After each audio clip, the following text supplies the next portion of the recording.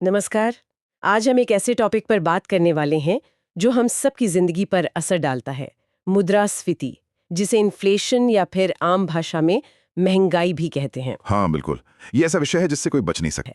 तो आज हमारा इरादा सिर्फ परिभाषाएं दोहराना नहीं है, बल्कि इसके पीछे का लॉजिक समझना है कि ये होता क्या है, क्यों होता है और हम पर इसका क्या असर पड़ता है। बिल्कुल, सवाल जवाब के तरीके से चलेंगे तो शायद ज्यादा आसानी से समझ आएगा। हाँ, तो चलिए शुरू करते हैं। सबसे पहले, ये इन्फ्लेशन या मुद्रास्फीति आखिर है क्या चीज? मतलब एकदम आसान भाषा में। देखिए, इन्फ्लेशन का सीधा सीधा मतलब है महंगाई, चीजों का महंगा होना। पर अगर हम इकोनॉमिक्स की भाषा में बात करें तो यह है वस्तुओं और सेवाओं की कीमतों में एक तय समय के दौरान लगातार होने वाली बढ़ोतरी। अच्छा, लगातार होना जरूरी है। मतलब एक आध दिन दाम बढ़ गए तो वो इन्फ्लेशन नहीं है? नहीं, बिल्कुल नहीं। ये एक दो घंटे, एक दो दिन के बात नहीं है। एक सस्टेन्ड मतलब एक निरंतर बढ़ोतरी होनी चाहिए, एक ट्रेंड दिखना चाहिए। ओके। इसको आप ऐसे समझ सकते हैं, मान लीजिए एक टोकरी है, उसमें हमने आम जरूरत की मान लीजिए 100 अलग अलग चीजें डाल दी, जूते, टमाटर, घड़ी, आटा, पेट्रोल, सब कुछ। ठीक है।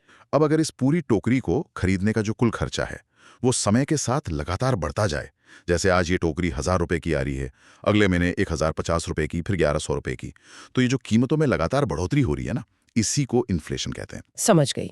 तो मतलब ओवरऑल चीजें महंगी हो रही हैं, पर इसका पैसे की कीमत से भी तो कोई लेना देना है। जैसे पुराने लोग कहते थे कि हमारे जमाने में 1 रुपए में पेट भर जाता था। हाँ, बिल्कुल सही पॉइंट पकड़ा आपने।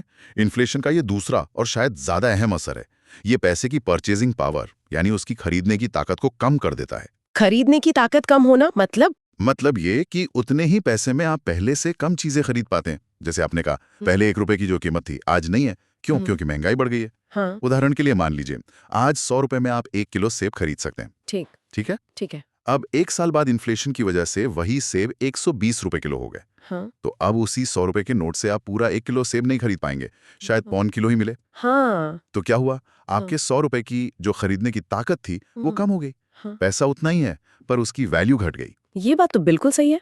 अच्छा, ये तो हुई कीमतें बढ़ने की बात, इन्फ्लेशन। अगर इसका उल्टा हो, कीमतें गिरने लगे, तो उसे क्या कहते हैं? और क्या वो अच्छा होता है? हाँ, जब कीमतें लगातार गिरती हैं तो उस सिचुएशन को कहते हैं डिफ्लेशन। डिफ्लेशन। ये इन्फ्लेशन का ठीक उल्टा है। डिफ्लेशन। इसमें चीजों और सेवाओं के दाम समय के साथ कम होते जाते हैं। जैसे कोई चीज 100 रुपए की थी, फिर 90 की हो गई, फिर 80 की। तो इसमें तो पैसे की परचेजिंग पावर बढ़ जाएगी। बिल्कुल। जैसे मान लीजिए टमाटर 100 रुपए किलो से 50 रुपए किलो हो जाएं, तो पहले आप 500 रुपए में 5 किलो लाते थे, आप 10 किलो ला पाएंगे। आपके पैसे की कीमत बढ़ गई। अरे वाह! सुनने में तो डिफ्लेशन बहुत ही अच्छा लग रहा है। चीजें सस्ती हो रही हैं, और क्या चाहिए? तो फिर अर्थव्यवस्था के लिए क्या बेहतर है, इन्फ्लेशन या डिफ्लेशन? हाँ, ये सुनने में बहुत अच्छा लगता है ना, कि भाई चीजें सस्ती हो रही हैं। लेकिन सच ये है कि डिफ्लेशन यानी कीमतों का गिरना अर्थव्यवस्था के लिए बहुत बहुत खतरनाक हो सकता है, इन्फ्लेशन से भी ज्यादा। ज्यादा खतरनाक? पर क्यों? चीजें सस्ती होने में क्या खतरा है? देखिए, इसके कई कारण हैं। पहला तो सीधा है, जो उत्पादक हैं, किसान हैं, फैक्ट्री वाले हैं, उनको नुकसान होगा। अगर चीजों के दाम ही गिरते जा रहे हैं तो वो अपनी लागत कैसे निकालेंगे, मुनाफा कहां से कमाएंगे? हाँ, ये बात तो है। पर इससे भी बड़ा खतरा दूसरा है। जब लोगों को लगता है कि दाम और गिरेंगे तो वो अपनी खरीदारी टाल देते हैं। अच्छा। जैसे जैसे मान लीजिए आपको टीवी खरीदना है, आपको पता चलता है कि दाम गिर रहे हैं, तो आप क्या सोचेंगे? कि थोड़ा रुक जाते हैं, शायद और सस्ता हो जाए। एग्जैक्टली सब ये सोचने लगते हैं, गाड़ी लेनी है रुक जाओ, फोन लेना है रुक जाओ, घर लेना है रुक जाओ। तो होता क्या है, बाजार में डिमांड यानी मांग एकदम से कम हो जाती है। ओह! और जब मांगी नहीं होगी तो कंपनियां सामान क्यों बनाएंगी? उनका माल बिकेगा नहीं, फिर वो उत्पादन घटा देंगी, लोगों को नौकरियों से निकाल सकती हैं। अरे बाप रे! इससे बेरोजगारी बढ़ेगी, लोगों की कमाई कम होगी, तो वो खर्च और कम कर देंगे। ये एक एक दुष्चक्र बन जाता है, जिसको डिफ्लेशनरी स्पाइरल कहते हैं। एक बार इसमें फंस गए तो निकलना बहुत मुश्किल होता है। ये तो वाकई खतरनाक है। तो फिर क्या करें? इन्फ्लेशन भी बुरी, डिफ्लेशन और भी बुरी। इसीलिए ज्यादातर इकोनॉमिस्ट मानते हैं कि एक हल्की, काबू में रहने वाली इन्फ्लेशन अर्थव्यवस्था के लिए जरूरी है, बल्कि ये एक बढ़ती हुई स्वस्थ अर्थव्यवस्था का संकेत भी हो सकती है। हल्की इन्फ्लेशन मतलब कितनी? जैसे भारत में रिजर्व बैंक का लक्ष्य रहता है कि इन्फ्लेशन 2% से 6% के बीच रहे, और आइडियल मतलब आदर्श स्थिति 4% के आसपास मानी जाती है। अच्छा, 2 से 6%। हाँ, इतनी इन्फ्लेशन से क्या होता है, उत्पादकों को लगता है कि दाम ठीक मिल रहे हैं, तो वो निवेश करते हैं, उत्पादन बढ़ाते हैं, इससे नौकरियां पैदा होती हैं, धीरे धीरे लोगों की सैलरी भी बढ़ सकती है, इकॉनमी चलती रहती है। तो थोड़ी महंगाई ठीक है। हाँ, कंट्रोल्ड। लेकिन जैसे ही ये बहुत ज्यादा होने लगती है, मान लीजिए 10% से ऊपर चली गई, जिसे गैलोपिंग या रनअवे इन्फ्लेशन कहते हैं, तो वो भी बहुत नुकसानदायक है। लोगों की बचत खत्म होने लगती है, चीजें पहुंच से बाहर हो जाती हैं। और अगर ये बिल्कुल बेकाबू हो जाए तो? आपने शायद हाइपर इन्फ्लेशन का जिक्र किया था। हाँ, हाइपर इन्फ्लेशन ये वो स्थिति है जब महंगाई की दर बेतहाशा बढ़ती है, जैसे 50% प्रति माह या उससे भी ज्यादा। इसमें तो पैसे की कीमत लगभग खत्म ही हो जाती है। 50% प्रति माह? ये होता कैसे है? मतलब क्यों होता है ऐसा? इसका एक जो क्लासिक कारण माना जाता है वो है जब सरकारें अपने घाटे पूरे करने के लिए या दूसरे कारणों से अंधाधुंध नोट छापना शुरू कर देती हैं। नोट छापने से? हाँ, सोचिए, मान लीजिए बाजार में कुल मिलाकर 100 ब्रेड हैं। ठीक है। और लोगों के पास उन्हें खरीदने के लिए कुल 1000 रुपए हैं। तो एक ब्रेड 10 रुपए की हुई, मोटा मोटा। करेक्ट। अब सरकार ने क्या किया, अचानक 1000 रुपए और छापकर लोगों में बांट दिए। अब लोगों के पास पैसा हो गया डबल, 2000 रुपए। लेकिन ब्रेड तो बाजार में अभी भी 100 ही है, सप्लाई तो उतनी ही है। हाँ, ब्रेड तो नहीं बढ़ी। तो अब क्या होगा, लोग उसी 100 ब्रेड के लिए ज्यादा कीमत देने को तैयार हो जाएंगे क्योंकि पैसा ज्यादा है। नतीजा, ब्रेड की कीमत आसमान छूने लगेगी, शायद 20, 50, 100 रुपए। इसी को कहते हैं too much money chasing too few goods. बहुत सारा पैसा कम सामान के पीछे भाग रहा है। ओह, व्यवस्था को पूरी तरह तबाह कर सकता है। ये तो वाकई डरावना है। अच्छा, इन्फ्लेशन और डिफ्लेशन के अलावा एक और शब्द भी था आपके नोट्स में, डिसइन्फ्लेशन। ये क्या चीज है? ये डिफ्लेशन जैसे ही है? नहीं, डिसइन्फ्लेशन अलग है। इसमें महंगाई कम नहीं होती, बल्कि महंगाई के बढ़ने की रफ्तार कम होती है। बढ़ने की रफ्तार कम होती है मतलब कीमतें अभी भी बढ़ रही हैं, पर उतनी तेजी से नहीं बढ़ रही जितनी पहले बढ़ रही थीं। उदाहरण दे सकते हैं? हाँ, मान लीजिए किसी चीज का दाम, या मान लीजिए ओवरऑल महंगाई दर पहले साल 30% बढ़ी, 100 रुपए की चीज 130 रुपए की हो गई। ठीक है। अगले साल वो 15% बढ़ी, मतलब 130 रुपए से बढ़कर करीब 150 रुपए हो गए। और उसके अगले साल मान लीजिए सिर्फ 6.6% बढ़ी, 150 रुपए से बढ़कर 160 रुपए हो गई। तो यहाँ क्या हो रहा है, कीमतें तो बढ़ रही हैं, 100, 130, 150, 160। हाँ, बढ़ तो रही हैं। पर उनके बढ़ने की जो दर है, जो रेट है, वो कम हो रहा है। 30%, फिर 15%, फिर 6.6%। इसी को डिसइन्फ्लेशन कहते हैं। अच्छा, तो महंगाई है पर धीमी हो रही है। बिल्कुल। अगर आप ग्राफ पे देखेंगे तो इन्फ्लेशन रेट पॉजिटिव तो है, पर वो नीचे की तरफ जा रहा है। जब वो रेट गिरते गिरते नेगेटिव हो जाता है, तब वो डिफ्लेशन कहलाता है। ओके, ये क्लियर हुआ। Inflation, deflation, disinflation. अब एक और खतरनाक सिचुएशन जिसका जिक्र बार बार आता है, स्टैगफ्लेशन। ये क्या बला है? स्टैगफ्लेशन ये शब्द दो शब्दों को मिलाकर बना है। स्टैग्नेंट ग्रोथ यानी रुकी हुई या बहुत धीमी आर्थिक तरक्की, और इन्फ्लेशन यानी कि महंगाई। रुकी हुई ग्रोथ और महंगाई एक साथ? हाँ, और यही इसे बहुत खतरनाक बनाता है। ये वो बुरी सिचुएशन है जब देश की अर्थव्यवस्था या तो बढ़ नहीं रही होती, या बहुत धीरे बढ़ रही होती है, या शायद गिर भी रही होती है। साथ में बेरोजगारी बहुत ज्यादा होती है, और ऊपर से महंगाई भी आसमान छू रही होती है। ये नौकरियां जा रही हैं और चीजें महंगी होती जा रही हैं। एग्जैक्टली। सोचिए, आम आदमी के लिए ये कितनी मुश्किल स्थिति होगी। उसकी आय या तो स्थिर है या कम हो रही है, और जरूरत की चीजें खरीदना भी मुश्किल होता जा रहा है। कोविड-19 पैंडेमिक के शुरुआती दौर में कई देशों में कुछ हद तक ऐसी स्थिति देखने को मिली थी। ग्रोथ नेगेटिव थी, बेरोजगारी बढ़ गई थी, और सप्लाई चेन की दिक्कतों से महंगाई भी बढ़ रही थी। हाँ, ये तो बहुत ही बुरी स्थिति है। और ये स्टैगफ्लेशन एक और कॉन्सेप्ट को चैलेंज करता है ना, वो फिलिप्स कर्व वाला। वो क्या है? हाँ, बिल्कुल। फिलिप्स कर्व एक पुराना इकोनॉमिक कॉन्सेप्ट है। ये दिखाता है कि आमतौर पर इन्फ्लेशन रेट और अनएम्प्लॉयमेंट रेट यानी बेरोजगारी दर में एक उल्टा रिश्ता होता है। उल्टा रिश्ता मतलब जब इन्फ्लेशन ज्यादा होती है तो बेरोजगारी कम होती है, क्योंकि इकोनॉमी तेजी से बढ़ रही होती है, कंपनियां ज्यादा लोगों को काम पर रखती हैं, और जब इन्फ्लेशन कम होती है तो बेरोजगारी ज्यादा होती है। ओके, एक ऊपर तो दूसरा नीचे। हाँ, लेकिन स्टैगफ्लेशन इस कर्व का सबसे बड़ा अपवाद है, एक्सेप्शन है। क्योंकि स्टैगफ्लेशन में क्या होता है, इन्फ्लेशन भी ज्यादा और बेरोजगारी भी ज्यादा। बिल्कुल, दोनों ही ज्यादा होते हैं। ये फिलिप्स कर्व के सिद्धांत के एकदम उल्टा है, और ये दिखाता है कि ये रिश्ता हमेशा हर हाल में सही नहीं होता, खासकर जब सप्लाई साइड से कोई शॉक लगता है, जैसे अचानक तेल के दाम बहुत बढ़ जाएं। समझ गई। तो स्टैगफ्लेशन एक तरह से इकोनॉमी के लिए डबल मार जैसा है। हाँ, कह सकते हैं। ओके, अब एक बहुत ही प्रैक्टिकल सवाल पर आते हैं। हम बैंक में पैसे रखते हैं, हमें ब्याज मिलता है। मान लीजिए बैंक ने कहा 7% इंटरेस्ट देंगे, तो क्या ये हमारी असली कमाई है? ये नॉमिनल और रियल इंटरेस्ट रेट का क्या चक्कर है? हाँ, ये समझना बहुत ही जरूरी है, खासकर बचत और निवेश के लिए। देखिए, नॉमिनल इंटरेस्ट रेट वो रेट है जो बैंक या कोई भी फाइनेंशियल इंस्टीट्यूशन आपको बताता या एडवर्टाइज करता है। जैसे आपके उदाहरण में 7%। ठीक है, लेकिन ये रेट महंगाई के असर को अपने अंदर शामिल नहीं करता। रियल इंटरेस्ट रेट वो रेट है जो महंगाई को एडजस्ट करने के बाद आपकी असली कमाई या आपकी परचेजिंग पावर में हुई वास्तविक बढ़ोतरी को दिखाता है। अच्छा, ये कैसे निकालते हैं? इसका एक सिंपल सा फॉर्मूला है, लगभग real interest rate is equal to nominal interest rate inflation rate. Okay, nominal rate minus inflation rate. हाँ, तो मान लीजिए प्रिया ने 1,000 रुपए बैंक में जमा किए, नॉमिनल ब्याज मिला 7%। साल के अंत में उसके पास हो गए 1,070 रुपए। वो खुश है कि 70 रुपए कमा लिए। हाँ, बिल्कुल। लेकिन मान लीजिए उस साल महंगाई दर थी 4%। तो प्रिया की असली कमाई कितनी हुई? रियल इंटरेस्ट रेट हुआ 7%, 4% इज इक्वल टू 3%। सिर्फ 3%? हाँ, मतलब उसके पैसे की जो खरीदने की ताकत है वो असल में सिर्फ 3% बढ़ी। वो 70 रुपए जो उसे मिले उसमें से कुछ हिस्सा तो सिर्फ बढ़ी हुई कीमतों की भरपाई करने में चला गया। और अगर महंगाई ज्यादा हो, मान लीजिए 10%? तब तो कहानी और भी दिलचस्प हो जाती है। रियल इंटरेस्ट रेट होगा 7%, 10% इज इक्वल टू -3%। -3%? मतलब नुकसान। बिल्कुल। इसका मतलब है कि ब्याज मिलने के बावजूद उसके पैसे की खरीदने की ताकत असल में कम हो गई। जैसे हमने वो सेब वाला उदाहरण देखा था। हो सकता है प्रिया के पास साल के अंत में 1,070 रुपए हो, पर शायद वो उतने सेब भी ना खरीद पाए जितने वो साल की शुरुआत में 1,000 रुपए में खरीद सकती थी, अगर सेब की कीमत बहुत ज्यादा बढ़ गई हो। अरे बाप रे, ये तो आंखें खोलने वाली बात है।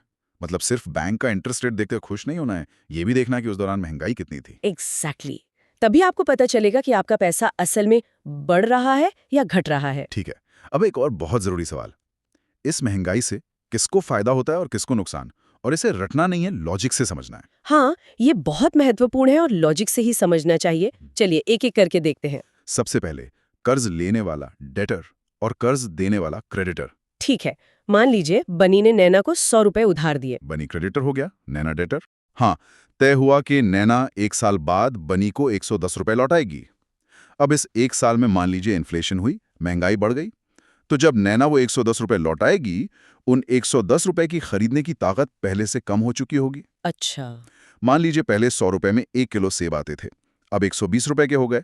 तो बनी को जो 110 रुपए मिले, उससे वो 1 किलो सेब भी नहीं खरीद पाएगा। हाँ। तो बनी का तो नुकसान हो गया ना। हाँ, बनी को कम वैल्यू मिली। और नैना, उसने तो लिए थे तब के 100 रुपए, लौटा रही है बाद के कम वैल्यू वाले 110 रुपए असल वैल्यू के हिसाब से। तो नैना को एक तरह से फायदा हो गया। तो मतलब इन्फ्लेशन से कर्जदार डेटर नैना को फायदा होता है। हाँ। और लेनदार क्रेडिटर बनी को नुकसान होता है। बिल्कुल, ये अंगूठे का नियम याद रखिए। ठीक है। अब दूसरा, जिनकी फिक्स्ड इनकम है, जैसे पेंशनर्स या जिनकी सैलरी फिक्स है, जल्दी नहीं बढ़ती। इनका तो सीधा हिसाब है, इनकी इनकम तो उतनी ही है या बहुत धीरे बढ़ती है, लेकिन सामने चीजों के दाम बढ़ते जा रहे हैं, तो जाहिर है इनकी खरीदने की ताकत कम होती जाती है, इनको नुकसान होता है। सही बात है। अच्छा, बॉन्ड का क्या? बॉन्ड होल्डर और बॉन्ड इशुआ। बॉन्ड भी एक तरह का कर्ज ही है। जब आप बॉन्ड खरीदते हैं, बॉन्ड होल्डर, तो आप दरअसल बॉन्ड जारी करने वाले बॉन्ड इशुअर जैसे कोई कंपनी या सरकार को पैसा उधार दे रहे होते हैं। अच्छा, तो बॉन्ड होल्डर क्रेडिटर जैसा हो गया। बिल्कुल, और बॉन्ड इशुअर डेटर जैसा। तो वही लॉजिक लगेगा जो हमने बनी और नैना के केस में लगाया था। मतलब इन्फ्लेशन से बॉन्ड होल्डर क्रेडिटर को नुकसान और बॉन्ड इशुअर डेटर को फायदा। परफेक्ट। ओके। अब एक्सपोर्टर्स यानी निर्यातक, हाँ, जो सामान बनाकर विदेश भेजते हैं। इसको भी लॉजिक से देखते हैं। मान लीजिए मोहित भारत में चॉकलेट बनाता है और अमेरिका में बेचता है। ठीक है। अब अगर भारत में इन्फ्लेशन बढ़ती है तो मोहित की चॉकलेट बनाने की लागत बढ़ेगी, कोको, चीनी, मजदूरी सब महंगा होगा। मान लीजिए पहले एक चॉकलेट 80 रुपए में बनती थी, अब 160 रुपए में बन रही है। तो जब वो इसे अमेरिका भेजेगा तो उससे वहां ज्यादा दाम पर बेचना पड़ेगा। मान लीजिए पहले $1 की बेचता था, अब $2 की बेचेगा। तो अमेरिका वाले शायद कम खरीदेंगे। हाँ, हो सकता है उसकी चॉकलेट विदेशी बाजार में कम कंपेटिटिव, मतलब कम प्रतिस्पर्धी हो जाएगी, क्योंकि शायद दूसरे देशों की चॉकलेट अभी भी $1 की मिल रही हो। तो एक्सपोर्टर को इससे नुकसान हो सकता है। अच्छा, और बिजनेसमैन, व्यापारी? आमतौर पर यह माना जाता है कि मॉडरेट इन्फ्लेशन से बिजनेसमैन या व्यापारियों को फायदा हो सकता है। फायदा कैसे? क्योंकि उनके पास जो सामान रखा है, इन्वेंट्री, उसकी कीमत बढ़ जाती है, और जो नया सामान बना रहे हैं उसे भी वो बढ़ी हुई कीमत पर बेच सकते हैं। अगर उनकी लागत उतनी तेजी से नहीं बढ़ती और बाजार में डिमांड बनी रहती है तो उनका प्रॉफिट मार्जिन बढ़ सकता है। ओके, तो ये फायदा नुकसान वाला हिसाब भी क्लियर हो गया। अब सबसे बड़ा सवाल, ये महंगाई आखिर होती क्यों है? इसके मुख्य कारण क्या हैं? मोटा मोटा देखें तो इकोनॉमिस्ट इसके 2 मुख्य कारण बताते हैं। एक है डिमांड पुल इन्फ्लेशन और दूसरा है cost push inflation. Demand pull मतलब मांग खींच रही है? हाँ, बिल्कुल। डिमांड पुल इन्फ्लेशन तब होती है जब अर्थव्यवस्था में वस्तुओं और सेवाओं की कुल मांग, एग्रीगेट डिमांड, उनकी कुल सप्लाई, एग्रीगेट सप्लाई से ज्यादा हो जाती है। वही वाली बात, too much money chasing too few goods. खरीदने वाले ज्यादा हैं, सामान कम है। और ऐसा होता क्यों है? मांग क्यों बढ़ जाती है अचानक? इसके कई कारण हो सकते हैं, जैसे लोगों की इनकम बढ़ जाए, सरकार अचानक अपना खर्चा बहुत बढ़ा दे, जैसे कोई बड़ा इंफ्रास्ट्रक्चर प्रोजेक्ट, रिजर्व बैंक ब्याज दरें बहुत कम कर दे, जिससे लोन लेना सस्ता हो जाए, इजी मनी पॉलिसी, सरकार टैक्स कम कर दे, या लोगों में खर्च करने का मूड बन जाए, प्रोपेंसिटी टू कंज्यूम बढ़ जाए, या फिर लोन आसानी से मिलने लगे। इन सब से क्या होता है, लोगों के हाथ में पैसा ज्यादा आता है, वो ज्यादा चीजें मांगते हैं और कीमतें बढ़ने लगती हैं। अच्छा, ये हुई डिमांड पुल, और दूसरी क्या थी? Cost push. हाँ, कॉस्ट पुश, इन्फ्लेशन। जैसा नाम से ही पता चल रहा है, ये तब होती है जब चीजों को बनाने की लागत बढ़ जाती है। लागत बढ़ जाती है। हाँ, डिमांड भले ही ना बढ़ी हो, पर फैक्ट्री मालिक या किसान के लिए सामान बनाना ही महंगा हो गया, तो वो क्या करेगा? वो बढ़ी हुई लागत को दाम में जोड़ेगा। और लागत क्यों बढ़ सकती है? इसके भी कई कारण हैं, जैसे कच्चा माल महंगा हो जाए, मान लीजिए टीवी बनाने के लिए जो पार्ट्स आते हैं वो महंगे हो गए, या पेट्रोल डीजल महंगा हो जाए तो ट्रांसपोर्ट कॉस्ट बढ़ जाती है। हाँ। मजदूरों की सैलरी बढ़ जाए, वेजेस, डॉलर महंगा हो जाए तो इंपोर्टेड सामान जैसे कच्चा तेल महंगा हो जाता है। कोई बाढ़ सूखा आ जाए जिससे फसल खराब हो जाए और सप्लाई कम हो जाए। कोई एक ही कंपनी जो चीज बनाती हो, मोनोपोली, वो दाम बढ़ा दे, सरकार टैक्स बढ़ा दे, या फिर देश में प्रोडक्टिविटी यानी उत्पादकता कम हो जाए। इन सब कारणों से लागत बढ़ती है और फिर कीमतें। तो या तो मांग खींच रही है या लागत धकेल रही है। हाँ, मोटे तौर पर यही दो मेन कारण हैं। अच्छा, इनके अलावा भी कुछ और तरह की इन्फ्लेशन का जिक्र था सोर्स में, जैसे वो नोट छापने वाली बात या पैकेट छोटा होने वाला। हाँ, कुछ और स्पेसिफिक टाइप्स या पहलू भी हैं। जैसे? एक तो भाई, जब सरकार नोट छापकर महंगाई बढ़ाती है, उसे कभी कभी मॉनेटरी इन्फ्लेशन ओके। कह देते हैं। ये असल में डिमांड पुल का ही एक रूप है। ठीक है। फिर एक होती है स्ट्रक्चरल इन्फ्लेशन या बॉटलनेक इन्फ्लेशन। ये तब होती है जब इकोनॉमी के स्ट्रक्चर में ही कुछ कमजोरियां हों, जैसे हमारे यहाँ खेती में स्टोरेज या ट्रांसपोर्ट की दिक्कतें हैं। तो फसल अच्छी भी हो तो कई बार सही से बाजार तक नहीं पहुंच पाती या खराब हो जाती है, जिससे दाम बढ़ जाते हैं। ओके। या सरकार की कोई गलत नीति जैसे एमएसपी वगैरह भी इसका कारण बन सकती है। ओके, और वो पैकेट वाला? हाँ, वो बहुत इंटरेस्टिंग है। उसे कहते हैं श्रिंकफ्लेशन। श्रिंक मतलब सिकुड़ना। इसमें कंपनियां दाम तो वही रखती हैं, पर पैकेट का साइज छोटा कर देती हैं या सामान की क्वांटिटी कम कर देती हैं। हाँ, ये तो मैंने देखा है। बिस्किट के पैकेट में अब कम बिस्किट आते हैं, चिप्स के पैकेट में हवा ज्यादा लगती है। बिल्कुल, तो दाम नहीं बढ़ा, पर आपको उतने ही पैसे में सामान कम मिल रहा है। ये भी तो एक तरह की छिपी हुई महंगाई ही है ना? हाँ, ये तो चालाकी है। फिर एक है बिल्ट इन इन्फ्लेशन या वेज प्राइस स्पाइरल। ये एक चक्र जैसा है। महंगाई बढ़ी तो कर्मचारी कहते हैं हमारी सैलरी बढ़ाओ। हाँ, क्योंकि उनका खर्चा बढ़ गया। बिल्कुल, कंपनियां सैलरी बढ़ा देती हैं, लेकिन फिर वो अपनी बढ़ी हुई लागत को निकालने के लिए चीजों के दाम और बढ़ा देती हैं। ओह। दाम और बढ़े तो कर्मचारी फिर कहते हैं और सैलरी बढ़ाओ। ये एक स्पाइरल, एक दुष्चक्र बन जाता है। और ये ग्रीडफ्लेशन क्या है? आजकल ये शब्द भी सुनने में आता है। हाँ, ग्रीडफ्लेशन ये तब कहा जाता है जब कंपनियां सिर्फ अपने मुनाफे के लालच में कीमतें बढ़ा देती हैं, भले ही उनकी लागत उतनी ना बढ़ी हो या डिमांड उतनी ना हो। वो बस मौके का फायदा उठाकर ज्यादा से ज्यादा प्रॉफिट कमाना चाहती हैं। खासकर किसी संकट के समय, जैसे कोविड में दवाइयों या ऑक्सीजन के दाम बढ़ा दिए गए थे, उसे ग्रीडफ्लेशन का उदाहरण माना गया। अच्छा। और एक स्क्यूफ्लेशन भी था शायद। हाँ, स्क्यूफ्लेशन। स्क्यू मतलब तिरछा या एक तरफा। ये तब होता है जब महंगाई पूरी इकोनॉमी में एक जैसी न होकर सिर्फ कुछ खास चीजों जैसे प्याज, टमाटर, दालें, इन्हीं में बहुत तेजी से बढ़ती है, जबकि बाकी चीजों के दाम शायद स्थिर हों। ओके, तो महंगाई के भी कितने रूप हैं? अच्छा, वो बिजनेस साइकिल का क्या कनेक्शन है इन्फ्लेशन से? बिजनेस साइकिल इकोनॉमी के नेचुरल उतार चढ़ाव को दिखाता है। इसमें अलग अलग फेज होते हैं, जैसे तेजी या ग्रोथ का फेज, ग्रोथ बूम, फिर पीक, फिर सुस्ती, स्लो डाउन, फिर मंदी, रिसेशन, और फिर सुधार, रिकवरी। ठीक है, तो आमतौर पर जब इकोनॉमी बूम या ग्रोथ के फेज में होती है, तब क्या होता है? मांग ज्यादा होती है, फैक्ट्रियां पूरी क्षमता से चल रही होती हैं, लोगों के पास नौकरियां होती हैं, पैसा होता है। तो ऐसे में अक्सर इन्फ्लेशन भी ज्यादा होती है। कौन सी वाली? डिमांड पुल वाली। बिल्कुल। और जब इकोनॉमी रिसेशन या मंदी के दौर में होती है, तब मांग बहुत कम होती है, बेरोजगारी ज्यादा होती है, कंपनियां डिस्काउंट देती हैं। तो ऐसे में इन्फ्लेशन या तो बहुत कम होती है या फिर कीमतें गिरने भी लगती हैं, यानी डिफ्लेशन भी हो सकता है। तो बिजनेस साइकिल और इन्फ्लेशन साथ साथ चलते हैं एक तरह से। हाँ, काफी हद तक। ठीक है, और एक आखिरी कॉन्सेप्ट रह गया, बेस इफेक्ट। ये क्या होता है? ये आंकड़ों में गड़बड़ करता है क्या? गड़बड़ नहीं कहेंगे, पर ये आंकड़ों को समझने का एक जरूरी पहलू है। बेस इफेक्ट असल में एक सांख्यिकी है, मतलब स्टैटिस्टिकल चीज है। जब हम किसी भी चीज की ग्रोथ रेट निकालते हैं, जैसे इन्फ्लेशन रेट या जीडीपी ग्रोथ रेट, तो हम उसकी तुलना पिछले साल के उसी पीरियड के लेवल से करते हैं, है ना? वो पिछला लेवल हमारा बेस होता है। हाँ। अब मान लीजिए पिछले साल किसी वजह से कीमतें बहुत ही कम थीं, लो बेस।